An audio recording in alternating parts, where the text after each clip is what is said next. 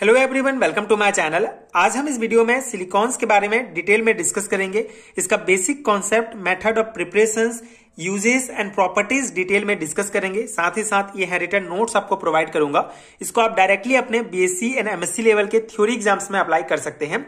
सो silicones क्या होता है, अगर हम जनरल समझें तो सिलिकॉन एक प्रकार के इनऑर्गेनिक पॉलीमर्स होते हैं। ठीक है, सिलिकॉन्स एक प्रकार के इनऑर्गेनिक पॉलीमर होते हैं। अब ये इनऑर्गेनिक पॉलीमर क्या होता है? बेसिकली पॉलीमर आपको पता है, पॉलीमर मतलब जो छोटे छोटे यूनिट्स मिलके एक बड़े मॉलिक्यूल्स बनाते हैं, उसको पॉलीमर्स कहा जाता है। ठीक है, तो पॉलीमर्स मतलब जैसे यहाँ पे आप देख सकते हैं ये सिलिकॉन का स्ट्रक्चर है, तो यहाँ पे अलग अलग यूनिट जो है मिलके एक जो है स्ट्रक्चर बनाए हैं। ठीक है, एक चेन बनाए हैं, तो इसी को ही पॉलीमर कहा जाता है।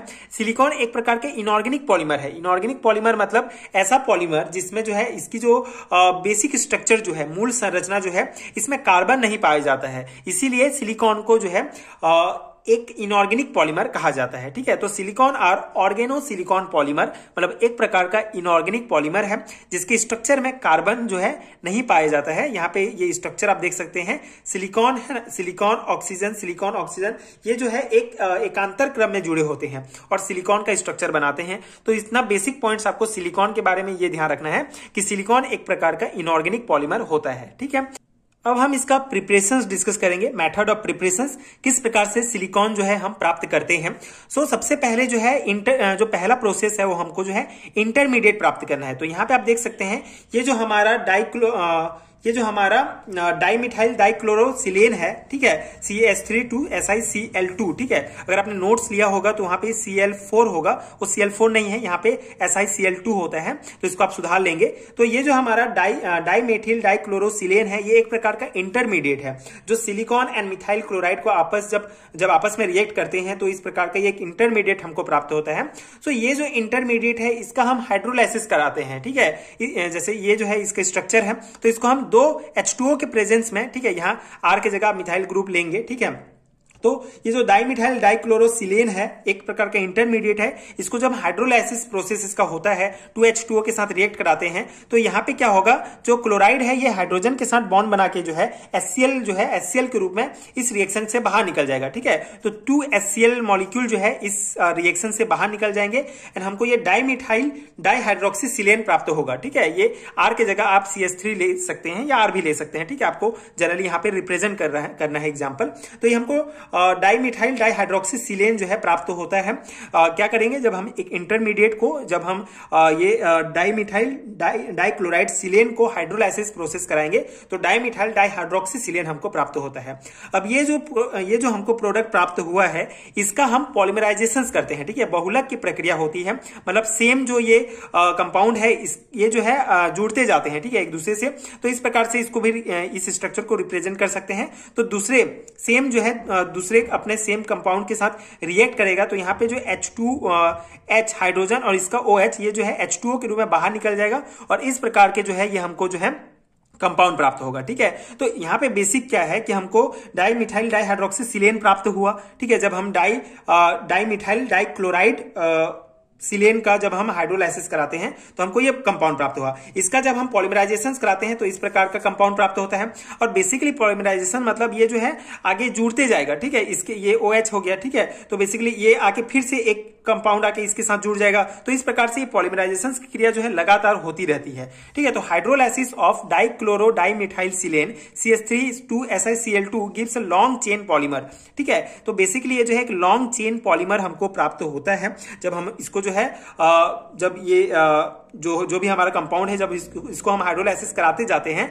ठीक है, तो ये जो है एक लॉन्ग चेन पॉलीमर हमको प्राप्त होता है।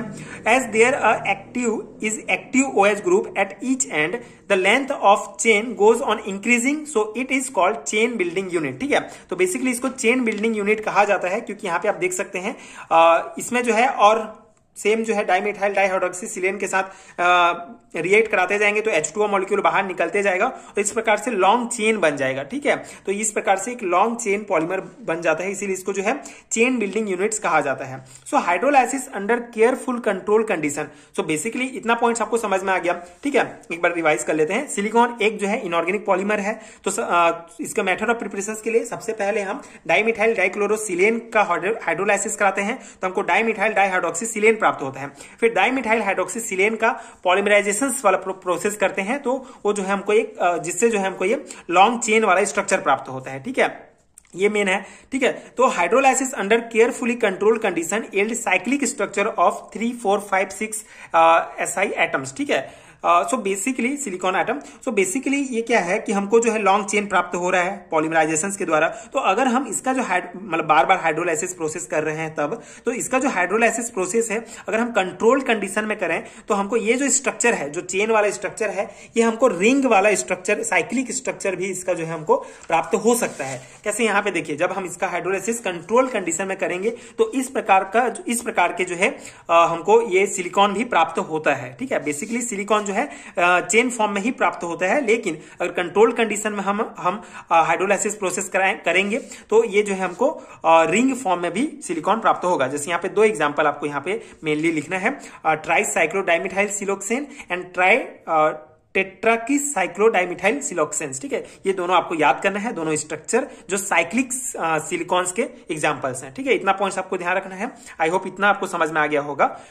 Hydrolysis of trimethyl monochlorosilane gives, so basically अब देखिए ये जो है एक मतलब अनलिमिटेड चलती जाती है ये क्रिया। तो एक जैसे इंडस्ट्रीज में अगर सिलिकॉन्स यूज कर रहे हैं बनाने के लिए, ठीक है, इंसुलेटर के रूप में, ये सब में सिलिकॉन रबर वगैरह का, तो इसका ये जो प्रोसेस है जो लगातार चलते जा रहा है इसका पॉलीमराइजेशन वाला, उसको रोकना पड़ेगा। तो उसको रोकने के लिए क्या होता है, जब हम ट्राइमिथाइल मोनोक्लोरोसिलेन बेसिकली इसका हाइड्रोलाइसिस करते हैं तो हमको जो है ये प्राप्त होता है CH3SiOH। ठीक है, ये यूनिट प्राप्त होता है। जब हम ट्राइमिथाइल मोनोक्लोरोसिलेन का हाइड्रोलाइसिस करते हैं तो ये हमको प्राप्त होगा, इसको चेन स्टॉपिंग यूनिट कहा जाता है। तो इसका जब दूसरे यूनिट के साथ जो है रिएक्ट होगा हाइड्रोलाइसिस, तो हमको हेक्सामिथाइल डाइसिलोक्सेन प्राप्त होता है। ठीक है, उसके बाद ये जो ट्राइक्लोरोसिलेन RSiCl3 इस प्रकार से क्रॉस लिंक्ड पॉलीमर है, ये इसका स्ट्रक्चर है, ये आपको ध्यान रखना है, एक इंपॉर्टेंट पॉइंट है। ठीक है, बेसिक पॉइंट्स तो इतना है, आपको समझ में आ गया कि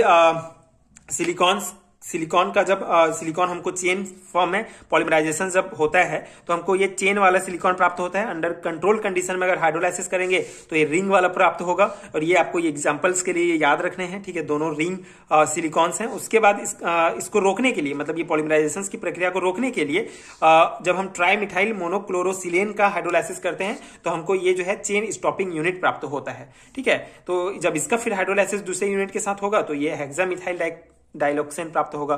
तो इस प्रकार से सिलिकॉन्स का जो है ये पूरा पॉइंट है। आई होप आपको समझ में आ गया होगा। अब हम सिलिकॉन्स के कुछ बेसिक प्रॉपर्टीज और इसके यूजेस देख लेते हैं। जनरली सेमेस्टर एग्जाम्स में 2 मार्क्स में पूछ लिया जाता है, सिलिकॉन्स के प्रॉपर्टीज बताइए, सिलिकॉन्स के यूजेस बताइए। सो सिलिकॉन का जो पहला इंपॉर्टेंट प्रॉपर्टीज है that is silicon and carbon bond जो है उसका जो एनर्जी होता है हाई होता है, और सिलिकॉन और ऑक्सीजन का जो बॉन्ड होता है उसका एनर्जी 502 किलो जूल पर मोल होता है। ठीक है, तो ये दोनों पॉइंट आपको ध्यान रखना है। सिलिकॉन एंड कार्बन का जो बॉन्ड होगा उसका एनर्जी हाई होता है, लेकिन सिलिकॉन और ऑक्सीजन का जो बॉन्ड का जो एनर्जी होता है वो 502 किलो जूल पर मोल होता है। ठीक है, जो सिलिकॉन का मेन है, बेसिकली सिलिकॉन जो है, सिलिकॉन एंड ऑक्सीजन ये जो बॉन्ड होता है ये एकांतर होता है। ठीक है, एक के बाद एक जुड़ते जाता है, तो उनका जो बॉन्ड का जो एनर्जी होता है वो आपको ध्यान रखना है, 502 किलो जूल पर मोल होता है। ठीक है, highly strong, inert, non stick. ठीक है, सिलिकॉन जो है मेनली बहुत ज्यादा स्ट्रॉन्ग है, इनर्ट, नॉन स्टिक होता है। ठीक है, तो ये कुछ इंपॉर्टेंट इसके फिजिकल प्रॉपर्टीज हैं। इसके अलावा resistance to heat, oxidation, chemicals. ठीक है, तो ये जो केमिकल, ऑक्सीडेशन, ये हीट, इन सब के प्रति जो है प्रतिरोध उत्पन्न करता है, मतलब रेजिस्टेंस होता है।